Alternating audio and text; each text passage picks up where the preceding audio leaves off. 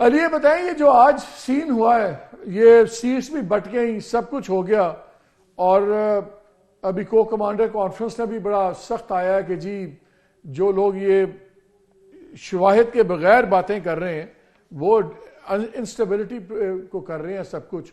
ابھی محسن بیگ صاحب بیٹھے تھے، انہوں نے کہا یار آپ کہتے ہیں 80 سیٹیں چلی گئیں اور الیکشن کمیشن میں آپ نے کتنی 22 آپ نے کمپلینٹس ڈالی. یہ دو چیزیں بتائیں، ایک تو یہ جب اتنا بڑا دعویٰ تھا تو 22 کمپلینٹس کیوں ڈلی صرف الیکشن کمیشن میں، اور سیکنڈلی یہ جو اب سیٹس کا ہے معاملہ اب کیا ہوگا؟ مطلب ٹھیک ہے اس سے پاور ایکویشن تو چینج نہیں ہوتی، لیکن وہ بھی آپ کا اب ختم ہوگی بات جو آپ لوگ کہہ رہے تھے کہ جی ہاؤس کمپلیٹ نہیں ہے اس لیے پریزیڈنٹ کا الیکشن نہیں ہو سکتا، اور وہ اب ہاؤس تو کمپلیٹ ہو گیا ہے، غلط یا صحیح.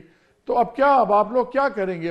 ایک تو یہ کہ آپ نے صرف 22 کیوں کمپلینٹس ڈائل کی الیکشن کمیشن میں اگر 80-90 سیٹس آپ کی چوری ہوئی ہیں، اور سیکنڈ واٹ ہیپنز ناؤ، یہ ریزرو سیٹس اور آگے؟ دیکھیں مالک، جو ریزرو سیٹ کا جہاں تک تعلق ہے وہ تو بڑا واضح ہے کہ یہ آرڈر پاس کر دیا الیکشن کمیشن نے، اور ہمارے پاس صرف ایک ہی ریمیڈی ہے اس کے خلاف، اور وہ ہے کہ ہم اس کانسٹیٹیوشنل پٹیشن فائل کریں، جو ہم کر رہے ہیں. کیونکہ لگتا یہ ہے کہ الیکشن کمیشن بڑی تیزی سے کام کر رہا ہے. آج کل انہوں نے پاس کیا رات کو آرڈر، اور آج نوٹیفیکیشن بھی جاری کرنا شروع کر دی ہیں، اور مقصد صرف یہی ہے کہ جو الیکشن ہے پریزیڈنٹ کا وہ کسی طرح ہو جائے ان ریزرو سیٹ کو دے کے دوسری پولیٹیکل پارٹیز کو، تاکہ بینیفٹ ہو ان کو اور ہمیں نقصان ہو، اور ہمارے جو پریزیڈنشیل کینڈیڈیٹ ہیں ان کو وہ جیت نہ سکیں. تو یہ ساری ایک گیم پلان ہے جو سامنے نظر آ رہا ہے، لیکن ہمیں کوئی اور راستہ نہیں سوائے اس کے کہ ہم عدالت میں جائیں. تو ہم کل انشاءاللہ اس کو فائل کر رہے ہیں. ابھی میں نے اس کا ڈرافٹ فائنل کیا ہے کچھ منٹ پہلے، اور بھیج دیا ہے اس کو فردر پروسیس کے لیے. تو انشاءاللہ کل یہ فائل ہوگا، اور ہم اس میں اسٹے بھی مانگیں گے اور سسپینشن بھی مانگیں گے. تو اس میں کیا آپ اسٹے بھی ریکویسٹ کریں گے کہ پریزیڈنشیل الیکشن پہ اسٹے ہو، اور کیا عدالت دے سکتی ہے، اسٹے کر سکتی ہے؟ جی عدالت کے پاس پورا اختیار ہے. اگر وہ سمجھتی ہے کہ یہ اگر وہ آرڈر سسپینڈ ہوتا ہے تو سسپینڈیڈ آرڈر کے ساتھ تو الیکشن نہیں ہو سکتا آبویسلی، کیونکہ سسپینشن آرڈر کا یہ مطلب ہوگا کہ جو ریزرو سیٹس ہیں وہ نہیں ایلوکیٹ کی جا سکتی کسی کو، اور اگر ریزرو سیٹ ایلوکیٹ نہیں کی جا سکتی تو جس طرح میں نے کل کہا بھی تھا سینٹ میں کہ اس کے بغیر تو پریزیڈنشیل الیکشن آگے چل ہی نہیں سکتا. جی علی آپ ہیں کنیکٹڈ ہیں؟ مرزا علی صاحب کو دوبارہ کنیکٹ کیجئے، ان کی لائن. میں بھٹی صاحب کو شامل گفتگو کر لیتا ہوں. بھٹی صاحب یہ بتائیں، اب آج علی صاحب جب کنیکٹ ہوں گے تو جواب کمپلیٹ کر لیں گے. بڑی سخت لائنز آ گئی ہیں. حماد اظہر کا بھی ٹویٹ آیا، انہوں نے کہا کہ اگر ان کی رہائی نہیں ہوتی تو پھر سسٹم ہم نہیں چلنے دیں گے. پارلیمان کے اندر ہم دیکھ رہے ہیں کہ بالکل بڑا ہی سخت ماحول ہے، اور جو کے پی سے خاص طور پہ ایم این اے سارے آئے ہیں وہ تو بہت ہی جذباتی ہیں. اور میں بھٹی صاحب معذرت صاحب، میں دوبارہ علی صاحب کنیکٹ ہو گئے، میں ان کا جواب کمپلیٹ کر لوں. جی علی آپ کہہ رہے تھے کہ اسٹے ہو سکتا ہے؟ جی تو بالکل ہو سکتا ہے، کیونکہ اگر ہمیں ہائی کورٹ کر دیتا ہے، ایکسپینڈ کر دیتا ہے آرڈر، تو اس کا مطلب یہ ہوگا کہ ریزرو سیٹس کسی کو ایلوکیٹ نہیں ہو سکتی، اور ریزرو سیٹ کے بغیر نہ پریزیڈنٹ کا الیکشن ہو سکتا ہے، نہ جو آنے والا سینٹ کا الیکشن ہے وہ ہو سکتا ہے. اچھا دوسرا یہ بتائیں، سوال یہ تھا کہ انہوں نے ریز کیا محسن صاحب نے کہ جب آپ لوگ کلیم کرتے ہیں کہ ہماری 80-90 سیٹس چوری ہوئی ہیں تو الیکشن کمیشن میں صرف 22 کلیمز کیوں ڈالے گئے؟ جی اب مجھے ایگزیکٹ فگر کا نہیں پتا. محسن صاحب نے اگر کہہ رہے ہیں 22 تو شاید 22 ہی ہوں گی. مجھے ایگزیکٹ فگر کا نہیں پتا کہ کتنی پٹیشنیں فائل ہوئی ہیں. لیکن جس طرح میں نے کہا کہ یہ انڈیویجول ایکشنز دیے جا رہے ہیں، یہ پارٹی کے ایک پلیٹ فارم پہ نہیں فائل ہو رہی یہ اپلیکیشنز اور پٹیشنز. یہ جس کے جو انڈیویجول کینڈیڈیٹس ہیں وہ اپنی اپنی فائل کر رہے ہیں، اور اس لیے شاید وہ نمبرز میں ڈفرنس ہے. لیکن یہ نیچرل چیز نہیں ہے کہ جس کے ساتھ ہاتھ ہوا ہے وہ فائل کرے گا. یہ سمجھ نہیں مجھے آ رہی کہ یہ اتنا فرق کیوں آ رہا ہے.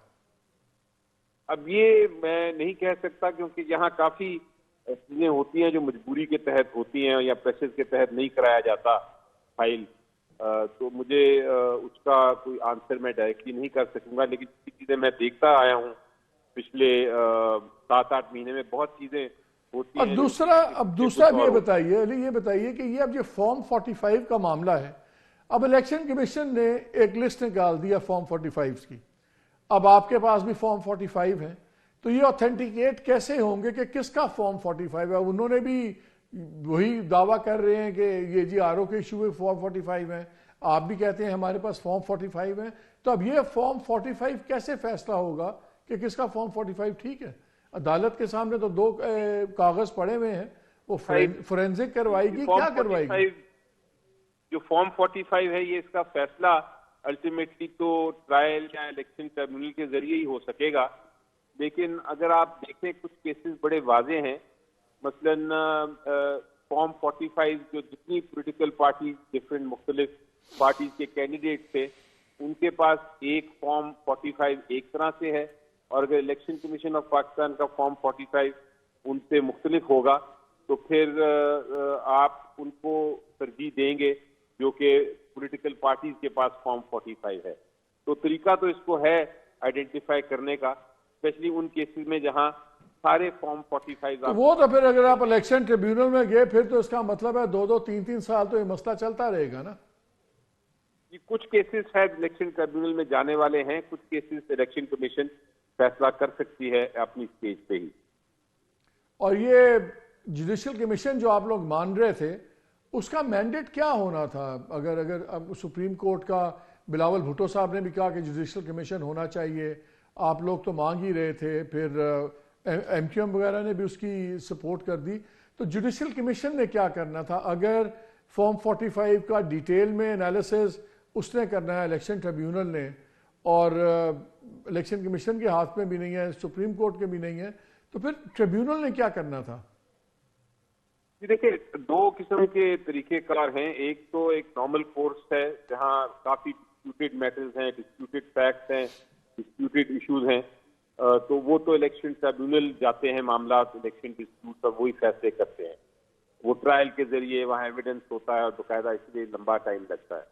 لیکن کچھ کیسز ہیں جو کہ بڑے واضح ہوتے ہیں جس میں کوئی ایویڈنس کی ضرورت نہیں ہوتی، وہ صاف نظر آ رہے ہوتے ہیں، ان کیسز کا جوڈیشل کمیشن میں سمجھنا چاہ رہا ہوں ناظرین کے لیے کہ جوڈیشل کمیشن کو آپ کیا ایکسپیکٹ کرتے ہیں کہ وہ تمام کیسز کو ریویو کرے گا، ہر حلقے کے کیس کو ریویو کرے گا؟ علی یہ بتائیے کہ جو خان صاحب کو اب 3 سزائیں تو ہوئی بھی ہیں، اس دن انہوں نے عدالت کو کہا یہ 190 ملین پاؤنڈ ہے، اس میں بھی جلدی سے سنا دو، اس میں کیا ڈرامے کرنے کی ضرورت ہے؟ تو اب ان کی اپیلوں کے پروسیس میں کتنا آپ کو ٹائم لگ سکتا ہے؟ بیکاز عام شنید یہ ہے کہ جی 1.5 سال تو عمران خان کو ریلیف نہیں ملنی، تاکہ اتنا عرصہ اندر رہیں گے تو یہ گورنمنٹ اسٹیبلش ہو کے شاید کوئی کام کر لے، تو کیا یہ 1.5 سال تک آپ کو لگتا ہے کہ ان کی اپیلز کے فیصلے ہو جائیں گے؟ جی دیکھیں جہاں تک 2 کیسز جو میں جس کے ساتھ لنک ہوں، جو توشہ خانہ کا اور سائفر کا، وہ کیسز کی تو سماعت آج بھی ہوئی ہے اور کچھ دن پہلے بھی ہوئی تھی اور اگلی منڈے کو بھی ہے۔